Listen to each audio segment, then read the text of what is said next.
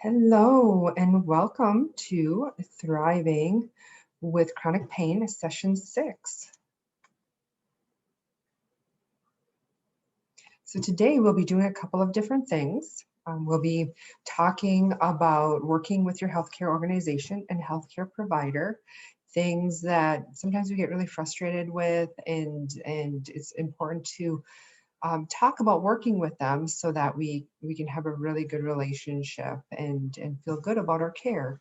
And then we'll talk about communicating about pain, healthy eating and weight management. And then we'll kind of take a look back of what we've learned and then planning for the future. And then we'll go from there. And at the end, I'm going to have you do a little relaxation technique as we move forward.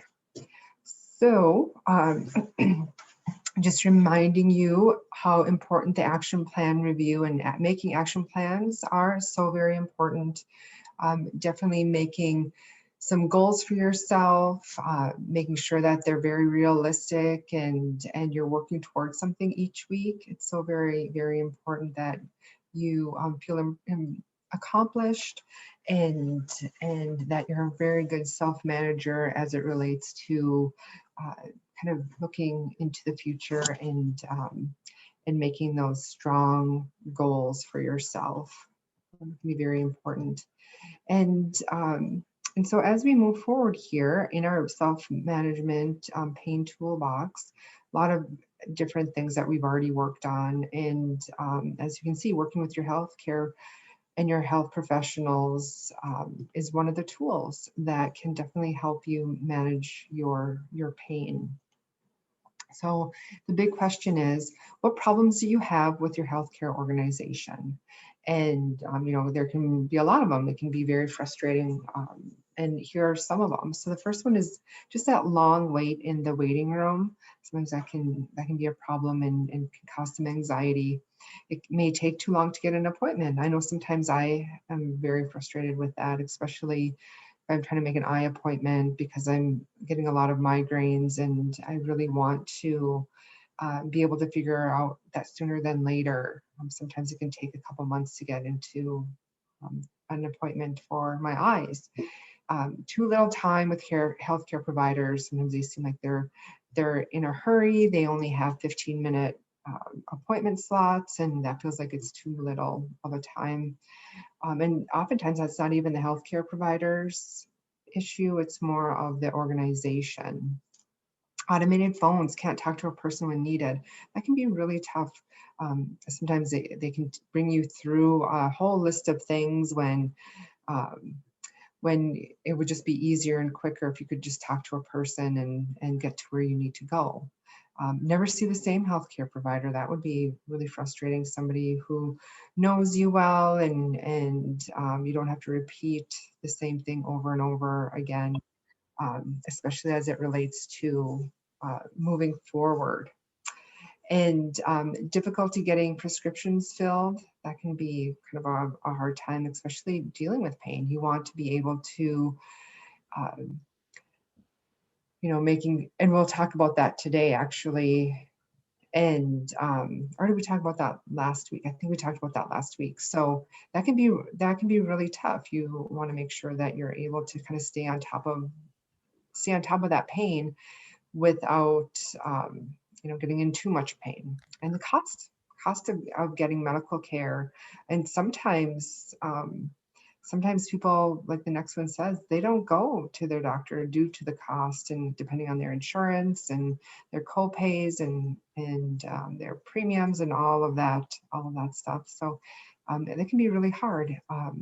Or then the last one is needing to see too many physicians for one issue. So it'd be nice to just see one, kind of a holistic care, but sometimes the healthcare organization itself has too much specialization, so then you need to go see several different physicians for one issue. So, Don, do you have any problems with your healthcare organizations besides this list that you see here? Yeah, remember I worked in healthcare for 30 years, so Yeah. uh, One of my pet peeves is D, automated phones. Yes. And there used to be a kind of a guideline that says you only give a client or patient 3 options. Don't give them 6 or 8 options to pick from. Mine, I'm not, is that the right category? Am I talking about the right thing? Yes. I mean, to me, it's just incredible how people abuse that. Yeah, no, I definitely agree, especially, when you have to go through, press 1 for this, and all of a sudden you're like, press 9 for this, and Exactly, exactly. yes, yeah. And then it's like, I'd be done.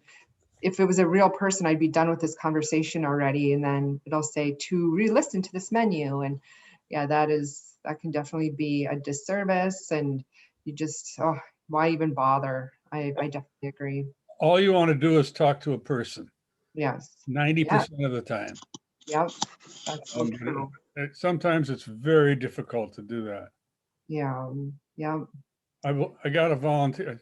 I don't see anybody else besides, am I the only one here? Yep. Yep. Marilyn had an appointment. And the other ones just wanted a recording. So, because, Oh, it's kind yeah. of in the middle of the day, people are still working. Yeah. Well, I also, at noon today, I had my second COVID vaccine and it's having an effect. You can feel it. Okay. Yeah, I'm a little woozy. Yeah. Yeah. But I just, so if I'm not polite, it's because I'm just not quite right. Yeah. And yeah. And I'll send you the recording too. So when you feel better, you can relook at it later. And yeah, totally understand. So just take a moment and just relax, and you can just listen. This was the first thing on the agenda, so we haven't gotten too far. Okay. Yeah. And then, so that one was really about the organization, and this one is really about the healthcare provider itself. And so here are some problems that some people can have with healthcare providers. And so the first one is, using technical words, where, you got to come down a little bit, and not use those such technical words, because not everybody really understands those. And so kind of put it into layman's terms. So you can understand your care and what needs to be done.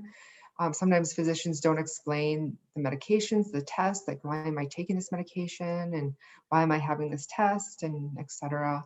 And sometimes too quick to prescribe. You go in with a certain issue and you're just really looking for a holistic way to deal with it, maybe have some options, and right away they're like, well, you got to take this medication, and then you got to do all that research to figure out side effects and other medications. And so not everyone wants to have a prescription all the time. Sometimes you feel like your physician never listens. They're just kind of, not willing to hear you out, or not willing to hear what kind of the information that you've already researched on your own, because they're the doctor, and they know the best. And that isn't always right. You know your body the best. And so we're going to be talking about communication in a moment. They're always in a hurry. We mentioned before that, sometimes you only have a short period of time that the health organization says doctors need to meet so many patients a day. They can only have 15 minutes appointments. And so they might get behind a little bit. And so then the next appointment that they have, that person actually has less time. And so sometimes doctors can just feel like they're in and out, and just in a hurry. And then we kind of already talked about that, ignores my ideas, kind of about that never listening.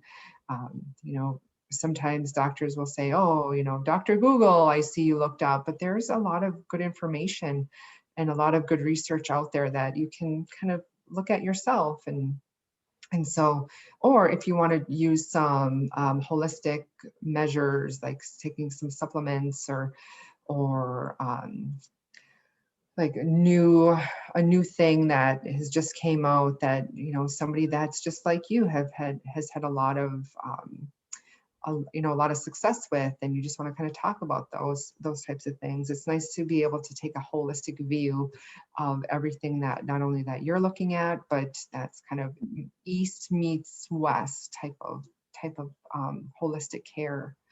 Or maybe you just don't feel comfortable with your physician, and you know what, that is okay.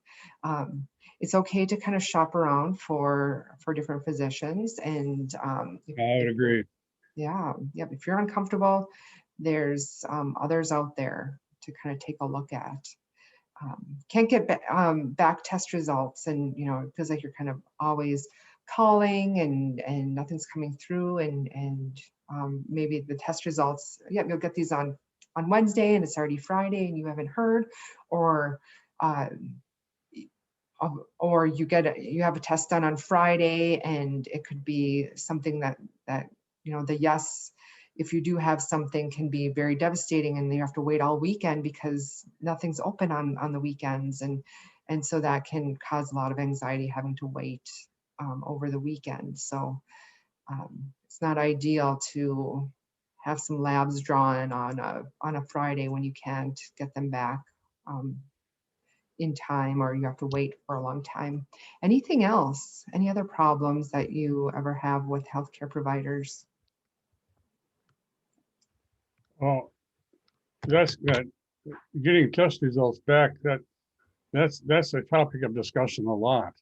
Mhm. You know, I mean, a friend of mine, just a bit older than I, had biopsies for suspected breast cancer. Now, you shouldn't have to wait for that. Yeah. You're just building up anxiety. Yes. I mean, Yes. that's a real problem. I agree. Yeah, that is definitely a tough one. And then you kind of like build up so much, and then that can even cause other issues. And yeah, that is a hard one. Is there anything else, either with healthcare providers or healthcare organizations, that you can think of? No. You know. Don, did you get the books? I did not. You have not. Oh, because My wife is down, as it turns out, she's down getting the mail now, so we'll see if anything shows up today. yeah, because I mean, it's I'm a, been a week and a half, so it should have arrived. well, you certainly tried. Yeah, I should have just dropped them off myself. I don't know. We'll see. And I'm thinking, because we're moving back to Detroit Lakes in a couple of days. It may have been forwarded to our Detroit Lakes address already. I'm not. That's a possibility. Yeah, otherwise, if it does show back up at the hospital, just send me that address, and I'll send it up there, because that book is really, really good. I definitely want you to get that book, because there's some information in there that we're going to talk about today. And so I'll do my best to kind of go through that. But yeah, I'm definitely going to get that book to you. And then I do have another chronic pain class coming up, the same one. So when you're back up in Detroit Lakes, that you might, if you want to do it again. It may show up today, but if I don't see it, after we're up in Detroit Lakes for a few days, I'll get in touch with you again. Okay, perfect. Okay. Thank you. Thank you. Yep, you are welcome. And so, and then part of the pain self-management toolbox does have communication here as well. And so let's kind of talk about that. Communicating about pain can be really, really tough, because people are different. And what is painful for one person might not be painful for another. And so, so here's some tips as it relates to pain. And so the first one is using those I messages. And so, putting yourself into that, like when I have to wait a long time, I feel very upset and frustrated. And so instead of saying, you always make me wait, or, whatever that is, just kind of putting yourself into that, putting that I in there can be very, very important, and kind of keep that communication lines open. And remembering that health professionals do have some problems too. Like I had mentioned before, they do work under time constraints if they have to meet a quota of so many patients they see a day, which is really frustrating. Sometimes they lack the information they need, like they haven't gotten your test results back, or and chronic pain is very difficult to treat. Sometimes they can be very perplexed and frustrated about the pain, about treating pain as we are. And the most important thing is really communicating as clearly as possible about your pain. Only you as a chronic pain sufferer know how much pain you have, when you have it, how it affects your life. And so that's kind of talk about that. And so the most important thing, like this is so very important, is to communicate about your pain. And there is in your book a pain profile. And it's so good because it gets everything down on paper that can really help you feel very empowered about discussing and talking about your pain. And so in the book, there is an example of a pain profile. And then before you go to an appointment, you want to go ahead and fill that out before your appointment. And then it really helps to kind of just take a step back and reflect and review, and helps you to prepare to answer questions about your pain. And it does save a lot of time. So when you're in the doctor's office, you can just show them that or kind of talk through it. And then also, different types of pain can feel like different things. And so the biggest question is, what does your pain feel like? And on page, in your book on page 183, there's 77 words that people with pain use to describe pain, how pain feels. And then so you can review that list, tick off the words that your pain feels like, and then bring that to your appointment with you. And then on the next page, there's this, that scale, 0 to 10. And, somebody's 10 might feel like somebody else's 3. So what's really nice about that pain scale is it not only gives you, gives you a number, but it also gives you kind of a face to look at. It also gives you some descriptive words as it relates to different pains. So it's not just on a scale of 0 to 10. I know in college I had a stress fracture in my tibia, and it was very, very painful, but I have a very, very strong threshold to pain. And so the athletic trainer came up to me and said, I'm going to see if you have a stress fracture. And they did like this tuning fork, and then they put that right on my tibia. And it was the most excruciating pain I'd ever felt, but I didn't wince. I didn't move. I didn't say, oh, I didn't say anything. And they're like, oh, nope, you don't have a stress fracture, because if you did, you would have jumped and been screaming. And I was like, oh my gosh. Okay, so then I left there and I got out my insurance card and went to the doctor and got an x-ray, and sure enough, there was a stress fracture. And so instead of saying, oh, I'm going to judge you by how you reacted, if they had a 0 to 10 and a scale, it would have been better. So you just never know. And it's good to be able to have different modalities to measure that pain. The fourth thing is really to describe how the pain and other symptoms affect your day-to-day function, because you want to be living your best life, and if your pain is affecting your ability to do personal care, get in and out of a bed or a chair, walk, sit comfortably, complete job responsibilities or hobbies, prepare and enjoy meals, participate in social activities with families and friends, engage in intimacy with your partner, and all of those things, that is really what makes living life joyful and being able to do what you want to do. And so kind of taking a look at all of those, it's good to be able to have that conversation about that too.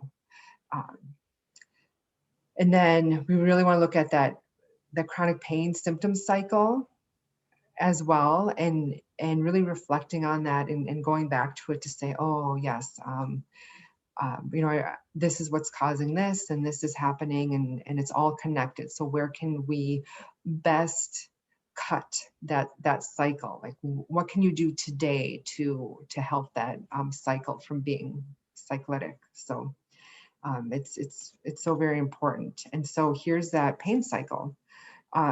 So if you are having some difficult emotions and you're not able to sleep very well, then you have more fatigued, and then you're so fatigued that you kind of restrict your movements and your muscles get tense, and then you're kind of holding your shoulders so tight that you're not breathing in fully. You know, that can definitely you know, cause that cycle to get worse. And so at what point are we looking at to really break that? Can we start with those difficult emotions and really bring in a lot of self-care, so then it doesn't cause you to stay up late and poor sleep, and you can kind of see how that can really become a cycle of more symptoms that can pop up. So our ultimate goal is to break this where we can.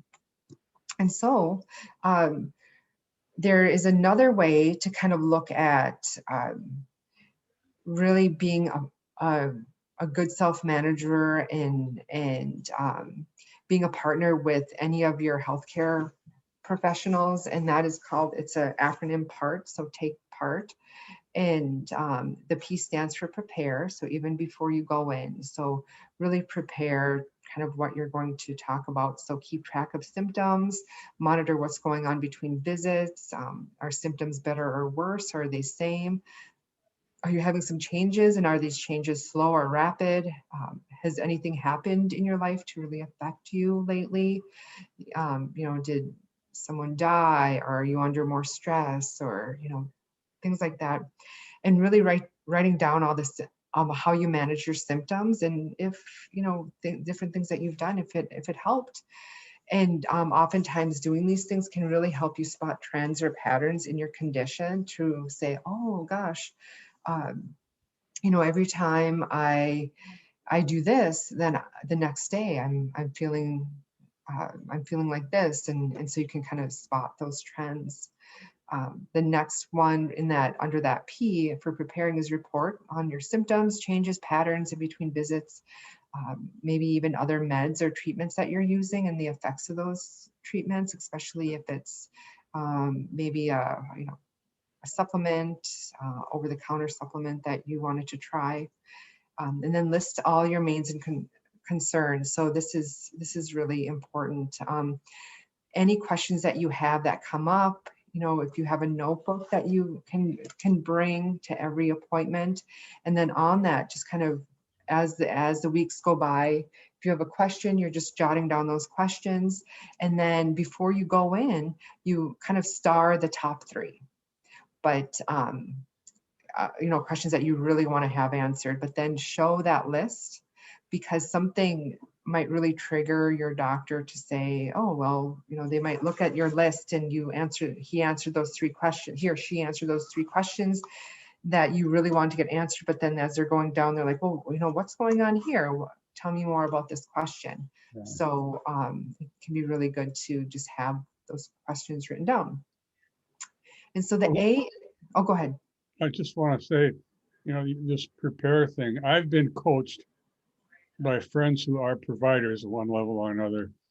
And this gives you some sort of control when you're in that clinic visit, because you put down everything you want to say. You don't miss anything.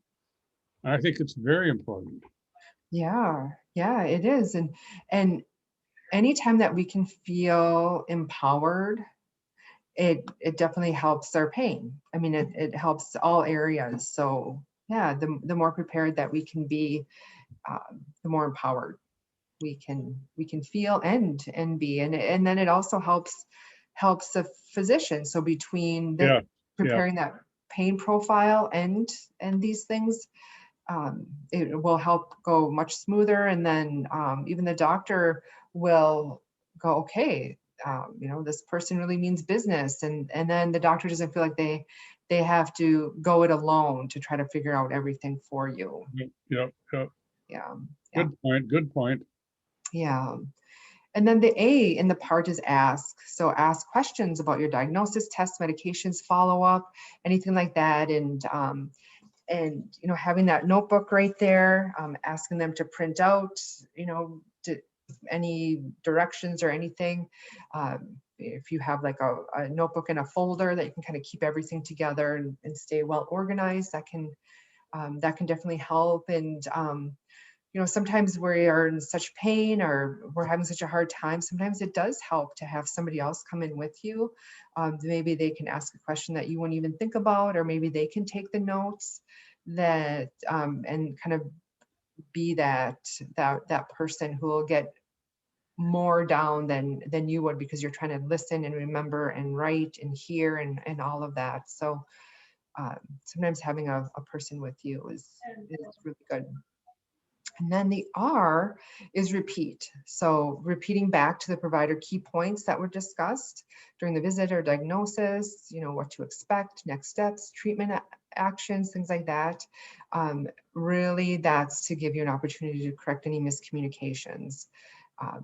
It's very, very important, because oftentimes we hear only what we hear because of the situation that we're in or what's already going on in our mind, and our past experiences and all of that. So sometimes we oftentimes don't necessarily hear. And so that's where the taking notes and, so you can remember, and then taking somebody with you to take those notes can be easier for you.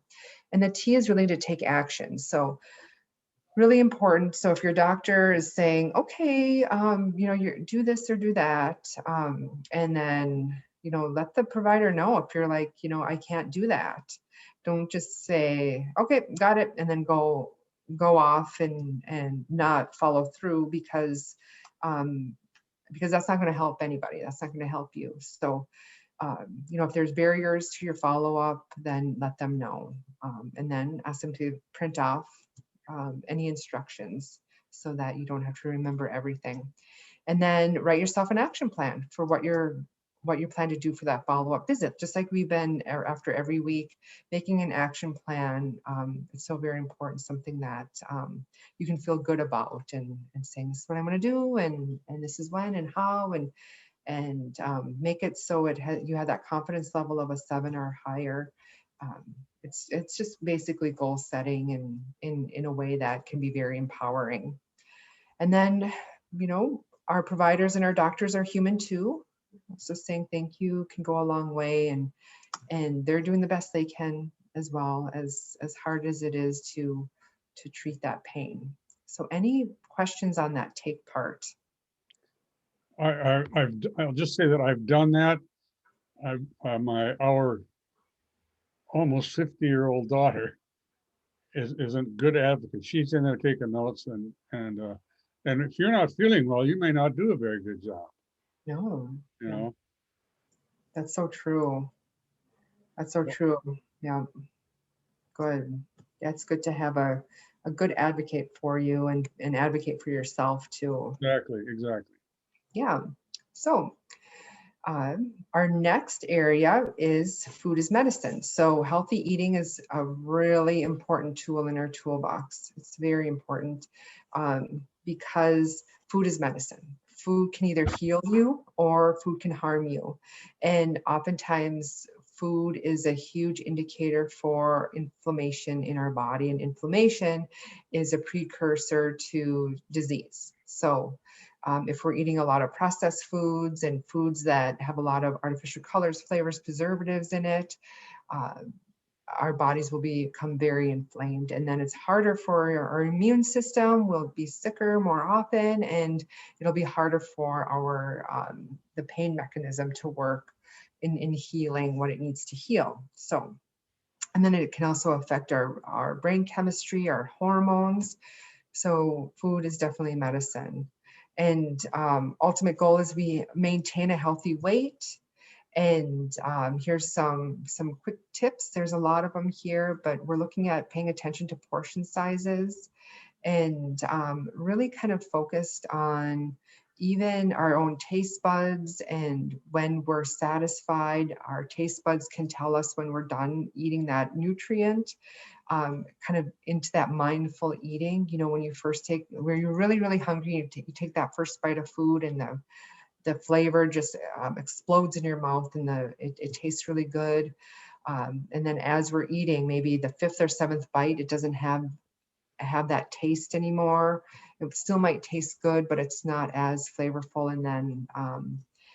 And then we can move on to something else and that taste explosion happens again. So basically what that is that taste explosion is kind of our body's way of telling you that you need that nutrient from that specific food. And so it's kind of good to pay attention. Maybe next couple of meals, eat one thing at a time and just notice kind of when that, like let's say you're eating some meat and just noticing when that flavor doesn't taste as good as that first bite, and then moving on to something else and noticing, because we know our taste buds will tell us when we've had enough of that nutrient way before our stomach can tell our brain that we've had enough.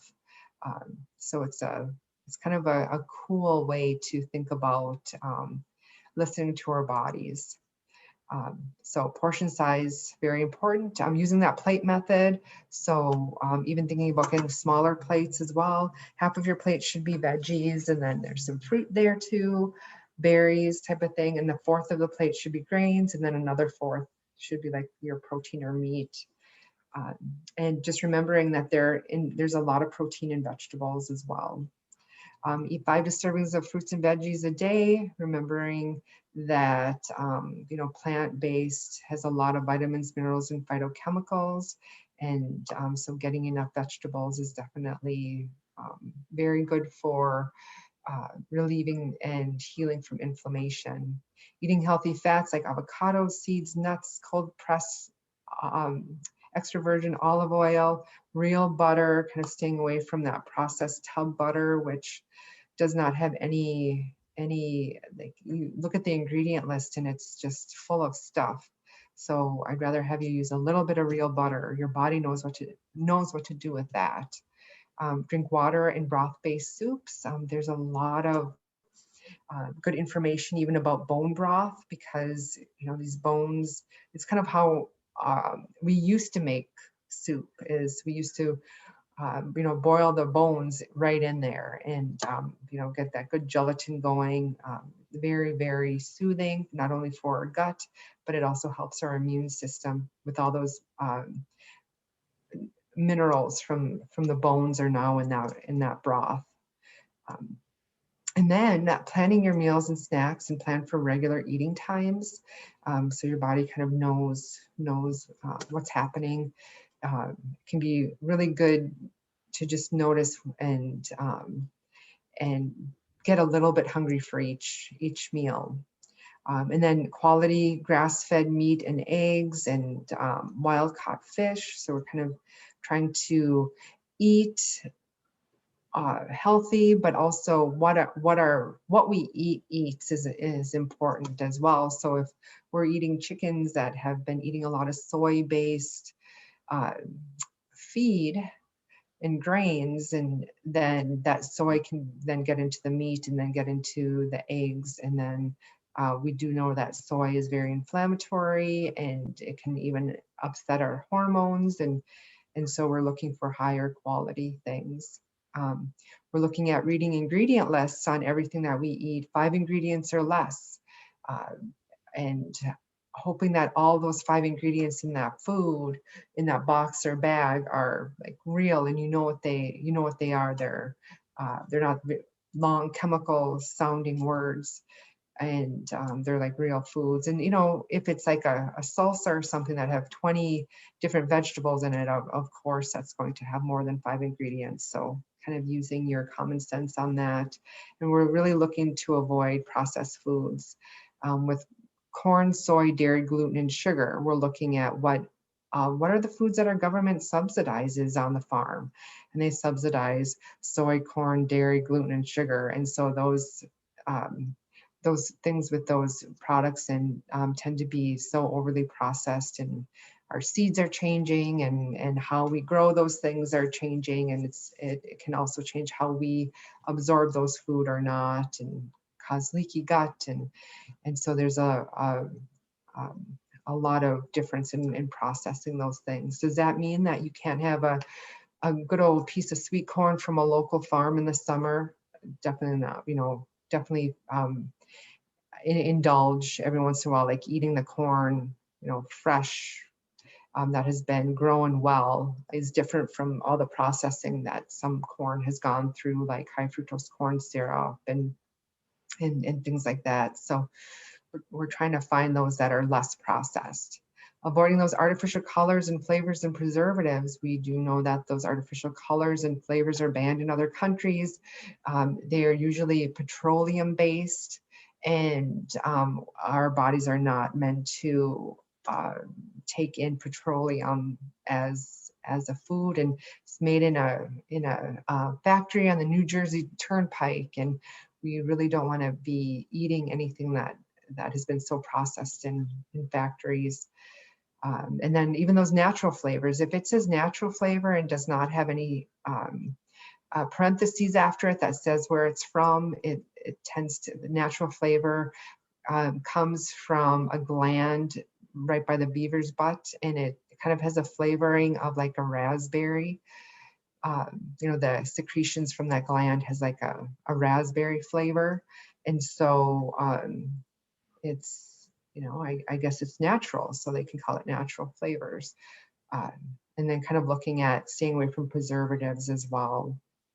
We do know a lot of American companies will make this product two different ways. This way for the American grocery store shelves, and this way for like European grocery store shelves. And the European version does not have any artificial colors, flavors, preservatives. And so it's, I guess, you know, in America, we demand different things. And I know, what was it? It was like Fruit Loops decided to get rid of their artificial colors. And then there was like a boycott by Americans on their Fruit Loops because they wanted it to be that bright color, and they were nostalgic for that flavor and that taste and that color when they were young. So then they put the Fruit Loops back on the shelves with those artificial colors. So you got to make what the American public wants, and even if it's you know, damaging to our health. And then eating a rainbow of veggies and the cruciferous vegetables, those broccoli, cauliflower, cabbage, Brussels sprouts, things like that. We do know that those cruciferous vegetables really help with the healing of the mitochondria. And that mitochondria is a powerhouse of every single cell in our body. And so that doesn't necessarily mean that we're eating a bunch of it all raw, and because sometimes that can cause a lot of gas. So you know, trying it different ways. If we steam it, roast it, boil it, you know, different ways. So eating that rainbow of different veggies. And then avoid inflammatory foods. And oftentimes we'll know if something's inflammatory to us within 20 to 30, up to an hour after eating it. I know if I have gluten, I have, you know, I do get migraines from gluten, but then I also, in this joint right here, I'll get horrible arthritis. It's so very painful. And I haven't had that for a long time because I stay away from gluten. So it can be very powerful. You know, stomach aches, headaches, indigestion, our pain might get worse. So, and we also know that corn, soy, dairy, gluten, sugar, artificial colors, flavors, preservatives are very, very inflammatory as well. I can't do nightshades either, so I have to stay away from like red peppers and Yeah. eggplants and things like that. So you know, that's part of the rainbow of veggies, and I can't do that. So it's all about that awareness. Maybe, you know, doing that, keeping a food log and just noticing, taking that time to become aware and go, oh, you know, I just ate and now it's 30 minutes later. And so why am I feeling this way? And it's a good way to trend and kind of see if your pain gets worse or you have different symptoms. And then you can feel empowered to say, oh, you know what? I don't like this pain in my joint, so I'm not going to eat that food anymore. So it can be very powerful. So that's the food is medicine. So any questions We about talked, that? you mentioned Fruit Loops. Yes. The grocery store shelves are loaded with cereal, breakfast cereal. Yes. Is any of it worth eating? No. No. None. And yeah. None. Yeah. So when we go grocery shopping, we don't even go down that aisle. No kidding. So it smells chemical. Oh, you know, and you know, every once in a while we'll go down there just to kind of see what's new. And it's like you pick up one of those boxes and it's even the box has BHT, which is a preservative to help preserve the food inside. And we shouldn't be eating any of that. And, you know, and even looking, so there are certain foods like oats. So, you know, I can eat oats because they're gluten-free, but I have to get certified gluten-free oats because oftentimes oats are grown next to wheat fields and you get the cross-contamination of the wheat that gets blown over into the oats and then that gets mixed up. So, so you'd have to look at the ingredient list, but there's definitely, you know, maybe some different types of cereal that could be good in those areas. Looking at like Cheerios, those oats can be really high in pesticides, and what is it? Honey Nut Cheerios. One bowl of Honey Nut Cheerios is equivalent in sugar as eating 3 chocolate chip cookies. Yeah. So, Yeah. and it says heart healthy right on it. And so what's so heart healthy about eating 3 chocolate chip cookies in equivalent in sugar? And so it can be a tough thing. But the most important is kind of thinking about how can I eat less processed, and cereal is the most processed food in America that we have. Your comments, don't go down that aisle. I mean, that kind of says it all. Yeah, yeah. Yeah, I do grocery store tours and I walk right by the bread aisle and I walk right by the cereal aisle and people are like, what about this? I'm like, don't even bother. Don't even bother. And then we'll you know, we'll talk about the reason why and all of that, but it can be really frustrating. Yeah, anything else about food is medicine? So you say cruciferous? Yes. I've never heard of that word before. Yeah, so the reason why they're called that is when they first start to germinate and bloom, it's a cross before it blossoms into a broccoli or cauliflower, or cabbage, or a Brussels sprout. So that's why it's called cruciferous. Yeah, Okay. yeah. Anything else? Food? No, it's a neat list. And you know, when you look at the ingredients and I don't care what cereal it is, you know, the second or third or maybe fourth in the list is sugar. Yeah, And with milk, it's if you have whole milk, it's 150 calories. right. Yep.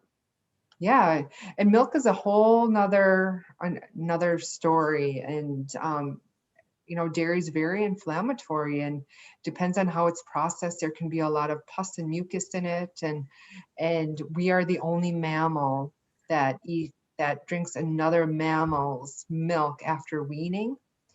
And so, we're told, oh my gosh, we need 3 servings of dairy a day, and no, we don't. But if you do want to eat and drink dairy, I recommend the least processed. So whole milk that hasn't been, processed, everything out of it. And you can get a lot of calcium from a lot of green leafy vegetables. There's other ways to get that calcium. And if we are, so vitamin D is a fat soluble vitamin, and that's in milk. But if we are drinking skim milk, then it doesn't have fat in it. So we're not absorbing the vitamin D. And if we're not absorbing the vitamin D, then we can't absorb the calcium in that milk. And then our body will pull that calcium right out of its bones. And then the risk for osteoporosis goes up. So, and yeah, so there are definitely different types of cheeses where the rennet and casein have been aged right out of it. So even people who are dairy intolerant may be able to tolerate a little bit of this type of cheese. So it would be like a Cabot or a Tillamook cheese where it's been aged, a little bit of sharper cheese. So I mean, there's definitely things like that. And, that's why even butter, a real butter and not those tub butters. I mean, it's amazing how it'll say like plant-based because it's made out of a processed, overheated vegetable oil, and then it has a ton of preservatives and maybe even yellow number 5 to make it yellow. And so yeah, food is medicine, and it can definitely harm you if You list real butter. You recommend real butter. Is that right? Yeah. Real grass-fed butter, yes. But not I can't even think of the names of some of those other ones. But Like Smart Balance. yeah. Yeah. You don't like those.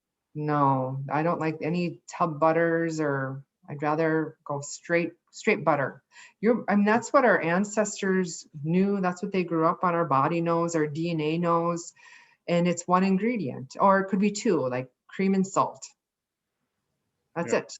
It's not 10 ingredients with all this preservatives and other things. And you don't need much to get a good flavor. And it's definitely just trying to stay with real food, like real, like as close to nature as possible. So, okay. Perspective. Yeah. Yep. All right. So our next part is just looking back and planning for the future. Kind of do some reflection here, looking back to the last 6 weeks. What have you learned? What self-management tools have helped you or have you used, or maybe click like, oh, you have that back in the back of your head that, if this ever happens, I'm going to try this tool and see if it works, type of thing. And we know that we can break that chronic symptom cycle at any and all those areas. Because we know one leads to the other. So if we can kind of take a step back and go, oh, why am I so fatigued? And oh yeah, I haven't been sleeping, and I haven't been sleeping because I'm so stressed, and I'm so stressed because this is happening, and really bring in that self-compassion to it, and say, of course I'm stressed, and of course I'm feeling this way and having these hard feelings. Anybody would, bringing in that common humanity and saying, okay, what do I need right now? Do I need to talk to someone? Do I need to punch a pillow or go for a walk? Or, what kind of self-care tool can you use in that moment to help that out? And then sometimes that can break that chronic symptom cycle right there. And then just kind of looking at those tools. Not all may work. Maybe 2 or 3 are your go-to tools. Some may work better than another one at one time. And we know that variety is a spice of life. But just know that, you know, here's that chronic pain cycle right here. Um, and just know that you can, uh, you know, maybe one or two work right now, but in the future, you might need to kind of tap into this and say, what was that toolbox again? And this will be in the book. And so you can kind of always go back and take a, you know, take a look at it and try something else. So the reflection now is, what are your goals for the next 3 to 6 months? And what are the steps you will take to accomplish them? So kind of just think about that for just a minute or two. And do you already have one, a goal or two, or, you know, what are you hoping for? Mhm. Yeah. So that's something, and that's kind of part of our action planning too. It's so important to just kind of write those down. So what have you been dreaming about and thinking about? Dreams are just kind of the the um, the kind of the start of making some goals, and goals are basically just dreams that are written out and made an action plan around, and really taking good care of yourself and knowing that these um, these action plans are something that you really want to do and you're confident that you can do them, and you're writing them out in a way that are very doable for you and you can accomplish them. So kind of it's really good to kind of look into the future and make, you know, make those action plans and make those goals for yourself. Okay, so any questions about that at all? We've only got one person to talk, so. No, that's okay. Looking back, one of the things that I've picked up is breathing techniques. Take a deep breath and blow it out through pursed lips, I think was your term. Yes. I find that very helpful. Oh, good. Uh, Good. and I find just reflecting or focusing on pain, or, you know, thinking about it in different ways. That's been helpful to me. Yeah. Yeah, that's one of my favorite things too, is just to uh, you know, sit with that pain, sit with that feeling, sit with it and notice how it's changing in that moment, because it always is, and not try to control it, because it's, you know, we feel like if we can just control the pain, then it'll go away, but sometimes that can actually make it worse. So it's kind of an interesting thing. And so we're going to do that right now. We're going to do a short visualization exercise to really help reinforce the positive feelings about the progress we have made during the last 6 weeks. We're going to really visualize ourselves successfully fulfilling the plans um, that we will be making or that we've made for the future. And so let's do that. You can either look right at this picture, very beautiful with the mountains and the clouds and the sun shining through and the lake and the greenery. Otherwise, you can close your eyes and breathe deeply in through your nose, all the way down into your abdomen and out slowly through those pursed lips. Continue to breathe. I'm going to send you a photo of what we see outside, right out on our deck in Detroit Lakes. We're on a lake, and the pictures you show are very close to what we see. But I got to remember to sit back and enjoy it. Yeah, yeah, yeah. That's sometimes we just kind of let those things that could really give us a lot of joy, we just kind of pass right by or take them for granted, and just taking that That's even right. that moment. Yeah. Yeah. So as you're taking these deep breaths in and out, just think about your progress and your many accomplishments during the last 6 weeks. You know, each week we worked on action plans and goals. and you took time to explore new ways to use your mind with activities like distraction, positive thinking, guided imagery, to help you deal with the rough spots on your path. You learned more about healthy eating and better sleep, and discovered new exercises to add to your healthy habits. And you learn more about working with your healthcare team. And really, you shared your knowledge, experience, and skills and supported and helped each other along the way. And these are your many accomplishments. And now watch yourself as you successfully complete the steps you need to take to fulfill your future plans. Just as you're breathing, with your eyes closed or just looking at the picture, just take a few minutes to just take a few seconds to just breathe in and out, in through your nose if you can, and out through pursed lips.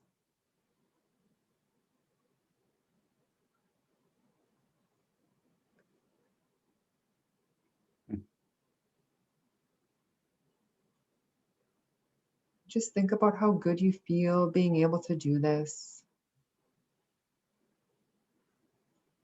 And now take one more deep breath. And then when you are ready, wiggle your fingers and your toes, bringing yourself back to the chair beneath you, and open your eyes if they're closed.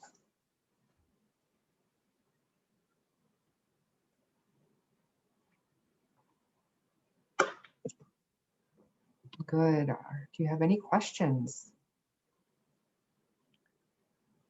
I don't. I just say that, you know, I'm glad I spent the time. I thank you for doing it.